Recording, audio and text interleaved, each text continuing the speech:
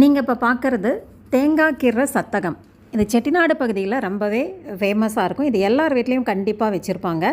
முன்ன காலத்துலலாம் இது இரும்பில் வரும், இப்போ இது சில்வரில் வருது. இது நல்லா ஸ்ட்ராங்காக ஸ்டடியாக இருக்கும்.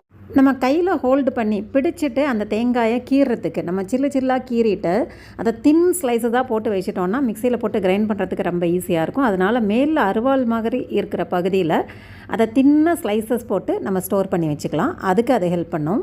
அதே போல் அடிப்பகுதி, அந்த சத்தகத்தினுடைய அடிப்பகுதியில் நம்ம தேங்காய் மூடியிலேருந்து தேங்காய் கீறி எடுக்கிறதுக்கு ரொம்ப ஹெல்ப்ஃபுல்லாக இருக்கும்.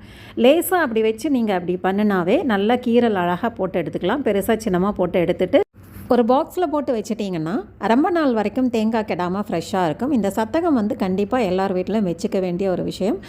செட்டிநாடு பகுதிகளில் பார்த்திங்கன்னா எல்லார் வீட்லேயும் இது கண்டிப்பாக வச்சுருப்பாங்க. உங்களுக்கு இந்த சத்தகம் வேணும்னா செட்டிநாடு ஸ்நாக்ஸ் ஆன்லைனில் புக் பண்ணி நீங்கள் வாங்கிக்கலாம். அதோட லிங்க் நான் டிஸ்கிரிப்ஷன் பாக்ஸில் கொடுக்குறேன்.